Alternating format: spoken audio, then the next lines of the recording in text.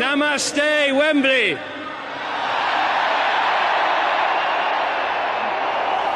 Come on. We want them to hear that in Mumbai. Let's do it again. Namaste, Wembley. Team India, Prime Minister Modi, a huge welcome from Team UK. Now, on our countries, we're used to meeting on a cricket pitch, and it can be, yes, a pretty tense battle. But here on this football pitch, with these giant Rangolis in British and Indian colours, and with a gathering like this, I know one thing: we are all winners today.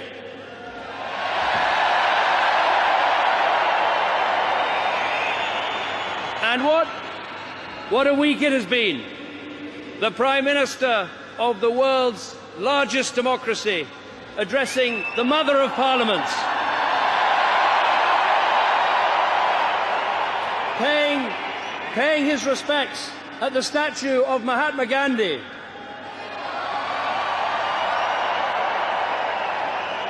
sharing vegetarian food with me at Chequers,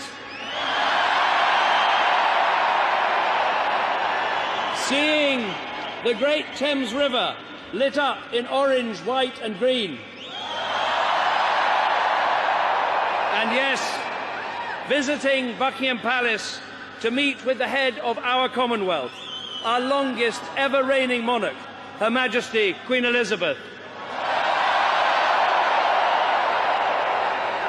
Now, here we are at Wembley, where Prime Minister Modi is set to speak to the biggest gathering of the Indian diaspora he's ever addressed.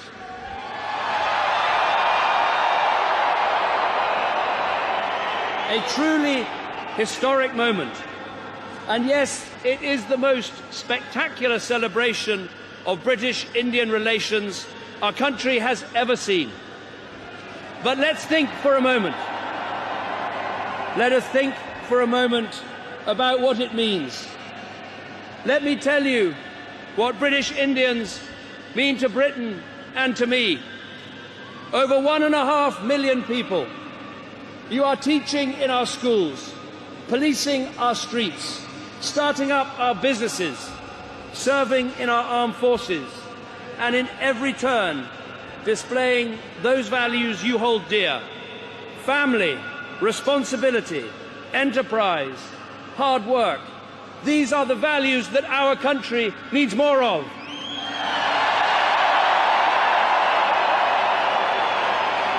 So I hope, Prime Minister Modi, you can see what I see every day. British Indians putting the great into Great Britain.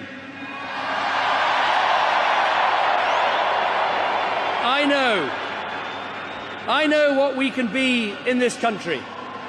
We can be the most successful multiracial democracy on earth, and that is thanks to British Indians. People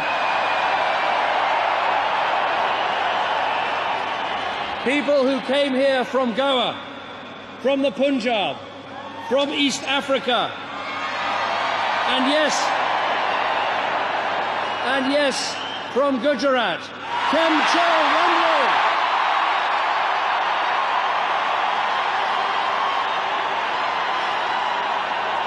Now,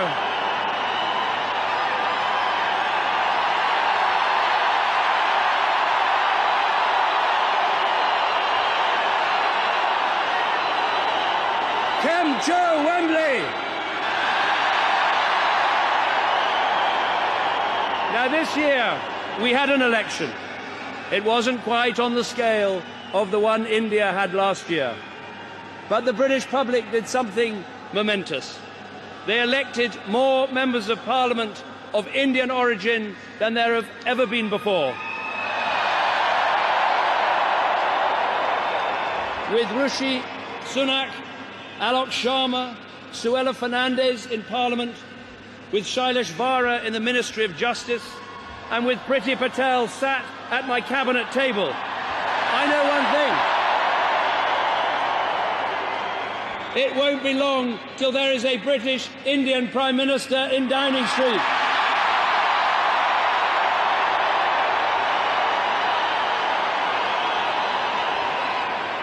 So our great relationship, it is about people, but it is also about prosperity. Prime Minister Modi, tomorrow you will see for yourself the cars being built by Jaguar Land Rover.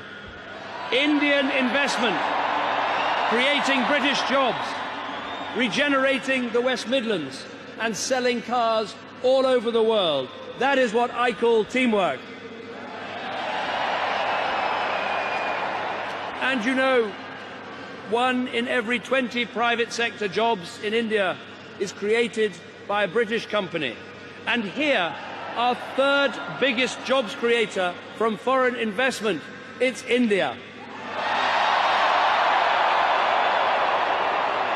It proves that the global race for prosperity doesn't have to be a zero-sum game.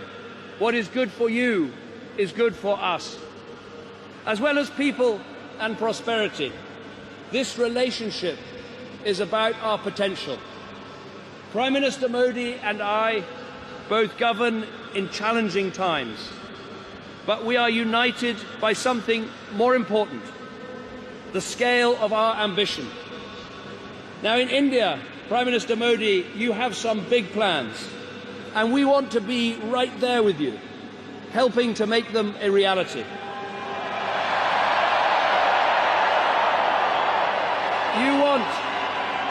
You want 100 new smart cities. We've got the planning expertise to help you deliver them. You want a digital India, and we've got the tech know-how to help get that done. You want to give Indians the skills they need. We have the education and training institutions that can help. And when you're taking India to the world's top table, we are with you. And when it comes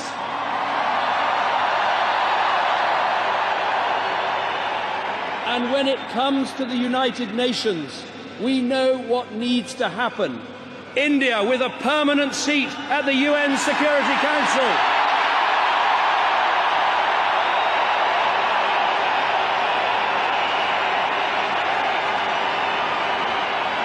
Now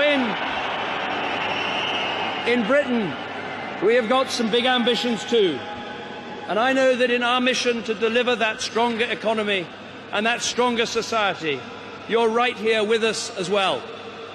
And more than that, we face together the biggest threat of our generation, the terrorist threat, a threat to our very existence.